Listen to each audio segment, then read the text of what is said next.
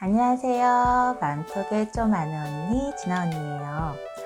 엄마들에게는 정말 끝없는 선택이 찾아오죠. 아이가 사용하는 육아용품 하나 사는 것도 엄청난 인터넷 서핑이 필요한데, 아이의 제2의 보육자인 어린이집을 선택하는 것은 정말 더더욱 어려운 일인데요. 사실 간단해요. 모든 엄마들이 바라는 어린이집은 내 아이를 진심으로 사랑하는 마음으로 보살펴주는 곳이지 않을까요? 하지만 정말 사랑으로 보살펴주는지 무엇을 보고 알 수 있을까요? 그리고 맞벌이 가정인 경우, 아이가 영아인 경우 등에 따라서 가정 어린이집이 나을 수도 있고, 또 국공립이나 민간 어린이집이 나을 수도 있어요.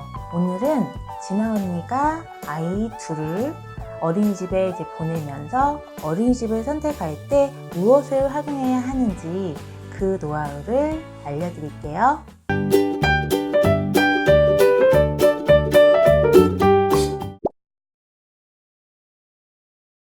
아이사랑 포털에서 어린이집의 기본 정보를 확인을 할 수 있으니까요. 미리 알아보세요. 무엇을 알 수 있는지 진아 언니가 한번 정리를 해보았는데요. 첫 번째, 어린이집 입소 대기자 수. 두 번째, 반별 아동수와 교사 수. 그리고 현 기간 근속 연수, 통학 촬영 운영 여부. 원장님과 교사들이 원활한 분위기 속에서 보육에 힘쓰고 있다면 교사들의 근속 연수도 길어지겠죠. 교사의 이동이 많다면 상담 시에 여쭤보는 것이 좋아요. 그리고 통학 차량에 카시트가 설치되어 있는지 이 점 꼭 확인하시고요. 또 통솔 교사가 탑승하는지 어떤 차량을 이용하는지 확인해 보는 것이 좋아요. 그리고 세 번째 알 수 있는 것은 건물 소유 형태와 보육실의 수, CCTV 설치 여부를 알 수 있는데요. CCTV가 보육실과 유의실 등에 설치되어 있는지, 그리고 사각지대가 있는지 확인해 보세요. 네 번째는 정원수와 현원수, 전문 조리사 유무, 교사 근속 연수. 다섯 번째, 특별활동 프로그램 비용과 내용. 여섯 번째, 취사 인력 및 식수의 종류. 일곱 번째는 종일반 운영 현황인데요. 워킹맘의 경우 이 점 매우 중요해요. 종일반이 몇 시까지 운영되고 또 그 시간대까지 몇 명 정도 남아있는지 한번 물어보시면 좋아요. 이렇게 어린이집을 신청하기 전에 혹은 상담하기 전에 미리 확인을 하고 가면 내가 무엇을 더 정확하게 확인을 하는 것이 좋을지, 또 어떤 점을 여쭤봐야 할지 좀 더 감이 잡히실 거예요. 진아 언니가 아이들을 어린이집에 보내면서 정말 이건 너무 중요해 라고 생각했던 것들만 좀 모아서 정리를 해서 말씀을 드릴게요. 첫 번째, 가장 중요한 것은 원장님과 선생님의 분위기를 한번 살펴보세요. 상담 신청을 할 때 대개 아이들의 낮잠 시간이나 하원 시간대에 상담을 잡는 곳이 있어요. 그런데 전 좀 우겨서 오전 11시나 오후 3시 이때쯤 잡았거든요. 그래서 원장님과 선생님들의 표정과 분위기를 좀 살펴보았는데요. 우선 원장님은 경력이 오래된 분이 좋아요. 확실히 오래된 분이 아이들에 대해서 좀 잘 아시고, 특히 아직 자기 의사를 정확하게 표현할 수 없는 아이들의 니즈를 좀 빨리 알아채시고, 또 혹시나 선생님과 원장님이 이야기하는 모습을 볼 기회가 있다면 그 선생님들의 표정이나 또 어떤 분위기인지 확인을 하고, 그리고 상담 후에 한번 원을 이렇게 둘러볼 기회를 갖게 될 텐데요. 이때 선생님들이 아이를 어떻게 대하는지 한번 엿보실 수 있으실 거예요. 그런데 그렇게 한 번만 본다고 확인할 수는 없겠죠. 이렇게 날씨 좋은 날에 아이들이 오전 간식을 먹고 한 오전 10시 반 쯤에 어린이집 근처에 산책을 나가거든요. 이때 선생님과 아이들이 분위기를 한번 살짝 엿보는 것도 좋아요. 그리고 한 3, 4시경에 아이들이 하원 시간에 어린이집 근처 놀이터에 가면 어린이집에 다니는 엄마들과 아이들이 좀 많이 모여 있거든요. 그때 가서 직접 물어보시거나 아니면 지역 온라인 카페에 물어보면 좀 정확하게 알 수 있을 거예요. 두 번째는 새로 생기거나 너무 작은 곳은 좀 피하는 것이 좋아요. 어린이집에 처음 입소하게 되는 만 0세나 뭐 1세들은 아직 너무 어린 아기죠. 이렇게 변화되는 환경에 굉장히 예민하고 그 작은 부주의가 또 사고로 이어질 수가 있어서 오랜 경력과 좀 운영 매뉴얼이 제대로 잡힌 곳이어야 좀 안심하고 보낼 수가 있어요. 그런데 저희 지인이 새로 생긴 곳에 보냈는데 체계가 잘 안 잡혀 있어서 교사들도 우왕좌왕하고 아이들이 견학 가는데도 아이들이 막 이리저리 뛰고 뭐 카시트도 없고 아주 불안해 하더라고요. 적어도 1년 이상은 돼야 어느 정도 안정되어 있더라고요.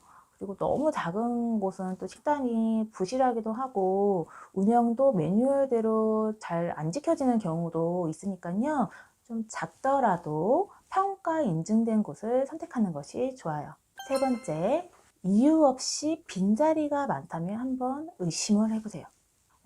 참 이것도 제가 이제 아이를 키우면서 정말 문제라고 생각을 했던 게 수도권 지역에서 아이의 어린이집을 사실 쉽게 보낼 수 있는 곳은 없는 것 같아요. 전 첫째도 만 3년을 기다려서 보냈고 둘째도 워킹맘이었는데도 불구하고 1년을 기다려서 보냈는데요. 이렇게 어린이집에 웬만해서는 자리가 잘 안 비는데 자리가 뭐 한 자리 두 자리도 아니고 많이 비어 있는 곳이라면 좀 의심해 볼 이유가 있을 것 같아요. 그리고 네 번째, 맞벌이라면 국공립 어린이집, 그리고 4세 이상이라면 민간 어린이집을 추천해요.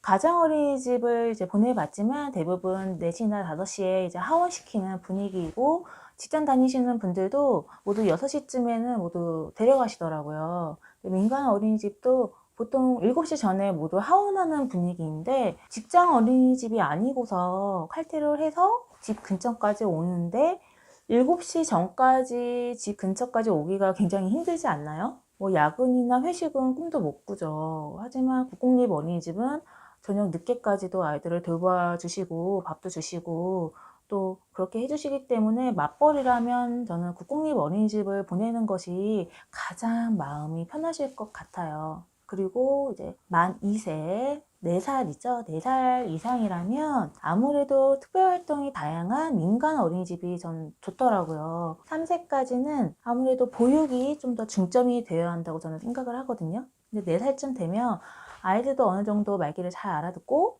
또 호기심도 매우 이제 왕성해지는 시기이니까 특별활동이 많고 활동들이 매우 다양한 민간 어린이집이 저는 되게 좋았어요. 가정 어린이집에서도 특별활동을 좀 다양하게 진행하는 것도 있으니까요. 근처에 가정 어린이집을 보낼 수밖에 없다면 한번 문의를 해보는 것도 좋을 것 같아요. 다섯 번째, 아이들 먹거리 구입처 반드시 확인하세요. 아이들의 메뉴 식단표는 대부분 그 지역의 급식지원센터에서 보내주는 그 식단표를 기본으로 하더라고요. 메뉴도 중요하지만 무엇보다 구입처 그리고 공급처를 확인을 하는 것이 좋은데요.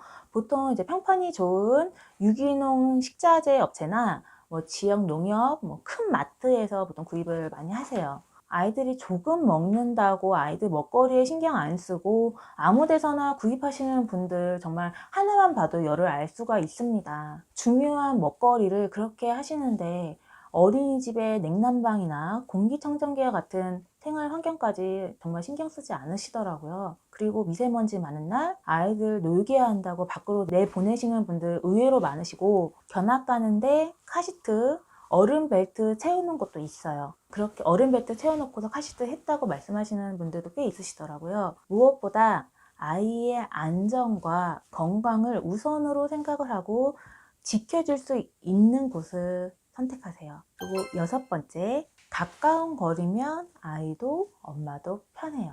가까운 거리면 아무래도 좋겠죠. 아이가 갑자기 열이 나거나 또 급한 일이 생겼을 때 엄마가 바로 갈 수 있는 거리면 정말 좋거든요. 저희 둘째 0세반일 때 아파트 1층에 있는 가정 어린이집을 보내는데 저는 정말 너무 좋았어요. 비가 오나 눈이 오나 날씨 영향 전혀 안 받고 너무 추운 날도 추운 바깥 공기 바로 마시지 않아도 되니까 감기 걸릴 염려도 조금 줄었고요. 사실 제가 다니기에도 엄마가 너무 편했어요. 특히 영세 부모님들은 가정어린이집을 보내야 되나 민간어린이집을 보내야 되나 정말 고민이 많으실 것 같아요. 전 둘째 영세 때 가정어린이집을 보냈는데요.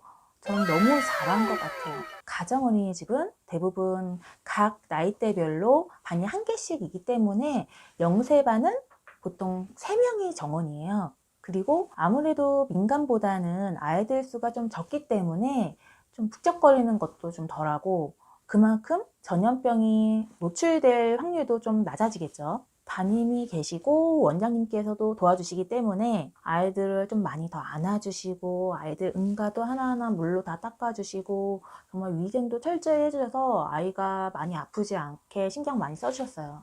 아직 영세는 좀 보육이 중요한 때라 다른 특별 프로그램보다 내 아이에게 눈길 한 번 더 주고 손길 한 번 더 주시니 저는 정말 너무 만족스러웠거든요. 그런데 중요한 점이 있는 게 다른 가정 어린이집을 보내셨던 그 주변 엄마들이 이야기 들어보니 영세반 담임이 따로 안 계시고 원장님이 겸임을 하는 경우가 되게 많다고 하더라고요. 그러면서 이제 보조교사를 이제 시간제로 채용을 하셔서 함께 돌보는 시스템으로 운영을 하시면서 하지만 원장님께서는 어린이집의 전반적인 업무를 처리를 하셔야 하기 때문에 자리를 비우시는 일도 많으시고 또 보조교사가 퇴근을 하고 나면 다른 반 선생님께서 영세반 아이들을 함께 모두 돌보시는 사태가 벌어지더라고요. 만약 가정어린이집을 고려 중이라면 원장님께서 담임을 겸임을 하시는지 이 점을 꼭 상담할 때 여쭤보시는 것이 좋을 것 같습니다. 어린이집 선택 시 무엇을 확인해야 할지 내가 가장 중요시 하는 것이 무엇인지 이제 감이 오셨나요? 무엇보다 직접 만나보고 이야기를 나누어 보고 또 재원 중인 혹은 다녀본 주위 사람들의 이야기를 꼭 들어보세요. 이상으로 맘속에 좀 아는 언니 진언니였습니다. 감사합니다. 구독 꾹꾹, 좋아요 꾹 눌러주세요.